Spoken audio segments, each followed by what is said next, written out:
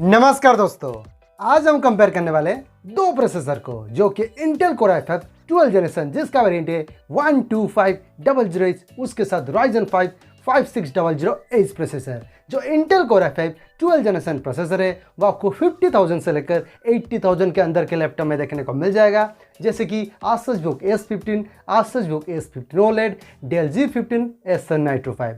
जो Ryzen 5 5600H processor है वो भी आपको 50,000 से लेकर 70,000 के अंदर के लैपटॉप में देखने को मिलेगा, जो कि Lenovo IdeaPad Gaming 3, HP Victus, Acer Nitro 5 and Asus VOOC 16X।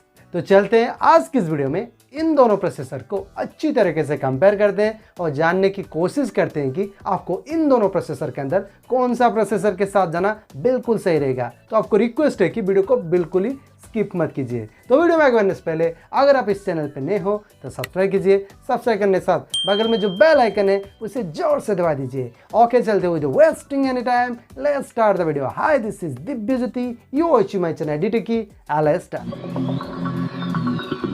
पहले स्टार्ट करते हैं रिलीज डेट से। इंटेल प्रोसेसर रिलीज हुआ है 4 जनवरी 2023 को। अगर हम Ryzen प्रोसेसर के बारे में बात करें वो रिलीज हुआ था 12 जनवरी 2021 को। सो रिलीज डेट के मामले में इंटेल i5 12 जनरेशन एक नया प्रोसेसर है। कोर्स एंड आर्किटेक्चर के बारे में इंटेल प्रोसेसर पर आपको 64 bit Alder Lake H architecture based एक 12 कोर्स देखने को मिलता है, जिसमें आपको 4 performance core and 8 efficiency core देखने को मिलता है। अगर हम Ryzen प्रोसेसर के बारे में बात करें वहां पर आपको 64 बिट Gen 3 आर्किटेक्चर बेस्ड एक हेक्सा कोर CPU देखने को मिलता है। तो यहाँ पर देखें तो इंटेल प्रोसेसर पर आपको टास्क डिस्ट्रीब्यूशन के लिए 12 कोर्स देखने को मिलते हैं, जिसमें आपको हल्का फुल्का काम के लिए 8 कोर्स एंड हैवी टास्क के लिए 4 कोर्स देखने को मिलता है।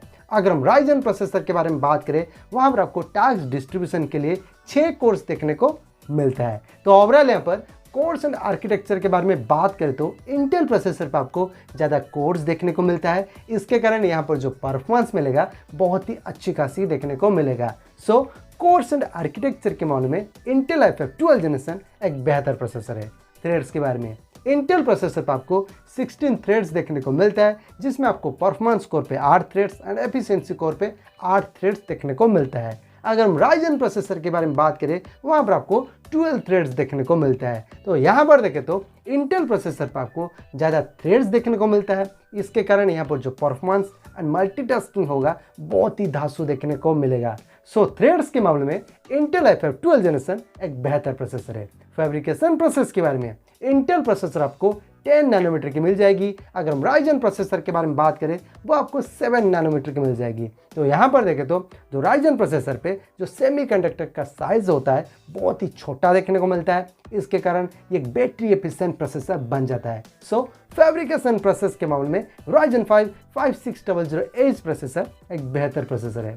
CPU स्पीड के बारे में इंटेल प्रोसेसर पर आपको परफॉर्मेंस कोर पे बेस फ्रीक्वेंसी मिलता है 2.5 GHz की एंड टर्बो बूस्ट फ्रीक्वेंसी मिलता है 4.5 GHz की। अगर हम एफिशिएंसी कोर के बारे में बात करें वहां पर आपको बेस फ्रीक्वेंसी मिलता है 1.8 GHz की एंड टर्बो बूस्ट फ्रीक्वेंसी मिलता है 3.3 GHz की। अगर हम Ryzen प्रोसेसर के बारे में बात करें वहां पर आपको बेस फ्रीक्वेंसी मिलता है 3.3 GHz की एंड टर्बो बूस्ट फ्रीक्वेंसी मिलता है 4.2 GHz की। तो यहाँ पर देखें तो बेस फ्रीक्वेंसी आपको Ryzen प्रोसेसर पे बेहतर देखने को मिलता है, बट टर्बो बूस्ट फ्रीक्वेंसी आपको इंटेल प्रोसेसर पे बेहतर देखने को मिलता है। अब बात कर लेते हैं केस मेमोरी के बारे में। तो एक बात याद रखना, जितना ज़्यादा केस मेमोरी होगा वो उतना अच्छा प्रोसेसर होगा। पहले जान लेते हैं L1 केस के बारे में, जो सबसे छोटा आता है बट स्पीड के मामले में बहुत ही फास्ट होता है। इंटेल प्रोसेसर पर आपको 1.1 MB की मिलती है। अगर हम Ryzen प्रोसेसर के बारे में बात करें वहाँ पर आपको 384 KB की मिलती है। तो यहाँ पर देखें तो इंटेल प्रोसेसर पर आपको L1 केस बिगड़ देखने को मिलता है।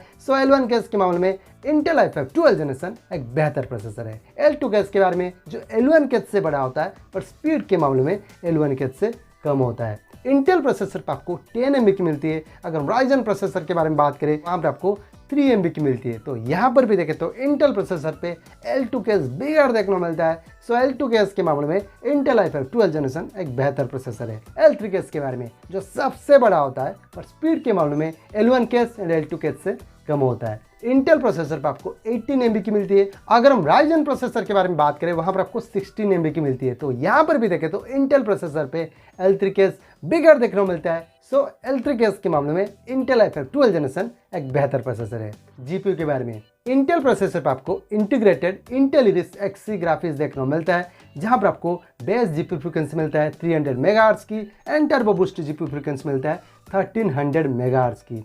अगर हम राइजन प्रोसेसर के बारे में बात करें वहां पर आपको integrated AMD Radeon RX Vega 7 graphics देखने को मिलता है, जहां पर आपको बेस जीपीयू फ्रीक्वेंसी मिलता है 300 मेगाहर्ट्ज की and turbo boost GPU frequency मिलता है 1800 मेगाहर्ट्ज की। तो यहां पर देखें तो जो राइजन प्रोसेसर पर आपको जीपीयू फ्रीक्वेंसी बहुत ही ज़्यादा देखने को मिलता है। बट रुको, अगर हम iGPU परफॉर्मेंस के बारे में बात करें इंटेल प्रोसेसर पे मिलता है 1.41 टेराफ्लॉप की, पर राइजन प्रोसेसर पे आपको मिलता है 1.108 टेराफ्लॉप की। तो यहाँ पर देखें तो आपको जीपीयू परफॉर्मेंस आप इंटेल प्रोसेसर पे बेहतर देखने को मिलता है। सो जीपीयू के मामले में इंटेल i5 12 जनरेशन एक बेहतर प्रोसेसर है। रैम के बारे में इंटेल प्रोसेसर पर आपको डुअल चैनल का रैम का सपोर्ट देखने को मिलता है, जहां पर आपको मैक्सिमम रैम सपोर्ट मिलता है 64 GB की। यहाँ पर आपको DDR4, LPDDR4X, DDR5 and LPDDR5 का रैम का सपोर्ट देखने को मिलता है, जहां पर आपको मैक्सिमम रैम फ्रीक्वेंसी मिलता है 5200 मेगाहर्ट्ज की। अगर हम राइजन प्रोसेसर के बारे में बात करें वहां पर आपको डुअल चैनल का रैम का सपोर्ट देखने को मिलता है, जहां पर आपको मैक्सिमम रैम सपोर्ट मिलता है 32 GB की। यहाँ पर आपको DDR4 एंड LPDDR4X का रैम का सपोर्ट देखने को मिलता है, जहाँ पर आपको मैक्सिमम रैम फ्रीक्वेंसी मिलता है 4266 मेगाहर्ट्ज की। तो यहाँ पर देखें तो इंटेल प्रोसेसर पर आपको ज़्यादा रैम का सपोर्ट देखने को मिलता है। उसके अलावा यहाँ पर आपको वेराइटी ऑफ रैम का सपोर्ट देखने को मिलता है एंड यहाँ पर आपको हायर रैम फ्रीक्वेंसी का भी सपोर्ट देखने को मिलता है। सो नो डाउट रैम के मामले में इंटेल i5 12 जनरेशन एक बेहतर प्रोसेसर है। TDP के बारे में जो हम बोलते हैं थर्मल डिवीजन पावर के बारे में पहले जान लेते हैं। TDP क्या होता है?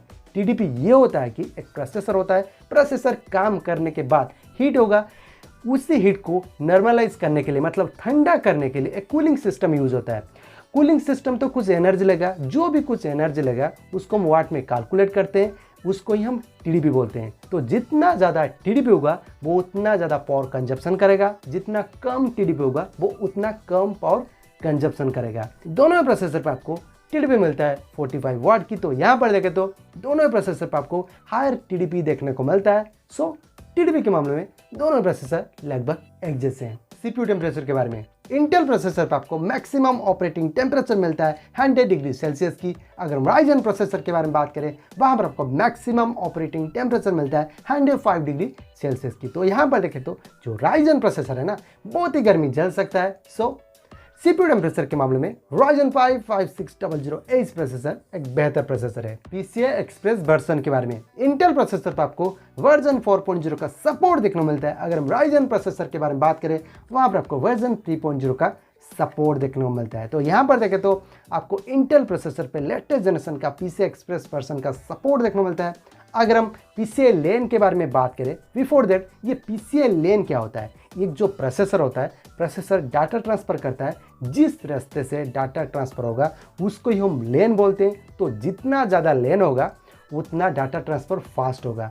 सो इंटेल प्रोसेसर पर आपको 20 लेन मिलता है, बट राइजन प्रोसेसर पर आपको 16 लेन मिलता है। तो यहाँ पर देखें तो इंटेल प्रोसेसर पर आपको PCI लेन ज़्यादा देखने को मिलता है। सो यहाँ पर अभी डाटा ट्रांसफ़र बहुत ही फास्ट होगा। सो PCI Express वर्जन के मामले में इंटेल i5 12 जनरेशन एक बेहतर प्रोसेसर है। अब जान लेते हैं दोनों प्रोसेसर के बेंचमार्क स्कोर्स के बारे में। पहले जान लेते हैं Cinebench ARC23 के बारे में। इंटेल प्रोसेसर पर आपको सिंगल कोर में मिल जाएगा 1693, एमएलटी कोर में 13275। अगर हम राइजन प्रोसेसर के बारे में बात करें वहां पर आपको सिंगल कोर में मिल जाएगा 1364, एमएलटी कोर में 9877। तो यहाँ पर देखें तो सिंगल कोर का स्कोर एंड मल्टी कोर का स्कोर आपको इंटेल i5 12 जनरेशन प्रोसेसर पे बेहतर देखने को मिलता है। पासमार्क CPU के बारे में इंटेल प्रोसेसर पर आपको सिंगल कोर में मिल जाएगा 3666, एमएलटी कोर में 22572। अगर हम राइजन प्रोसेसर के बारे में बात करें वहां पर आपको सिंगल कोर में मिल जाएगा 3054, एमएलटी कोर में 18284। तो यहाँ पर भी देखें तो सिंगल कोर का स्कोर एंड मल्टी कोर का स्कोर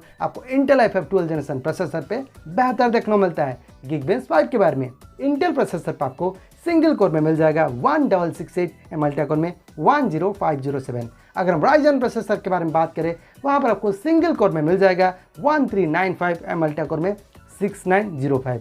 तो यहाँ पर भी देखें तो सिंगल कोर का स्कोर एंड मल्टी कोर का स्कोर आपको इंटेल i5 12 जनरेशन प्रोसेसर पे बेहतर देखने को मिलता है। तो ओवरऑल यहाँ पर बेंचमार्क स्कोर्स के बारे में बात करें तो सिंगल कोर का स्कोर एंड मल्टी कोर का स्कोर आपको इंटेल i5 12 जनरेशन प्रोसेसर पे बेहतर देखने को मिलता है। सो बेंचमार्क स्कोर्स के मामले में इंटेल i5 12 जनरेशन एक बेहतर प्रोसेसर है। तो ये रहा complete comparison between Intel i5 12 generation जिसका वेरिएंट है 12500H उसके साथ Ryzen 5 5600H प्रोसेसर। अब जान लेते हैं दोनों प्रोसेसर के प्रोस के बारे में। पहले जान लेते हैं इंटेल i5 12 जनरेशन प्रोसेसर के प्रोस के बारे में।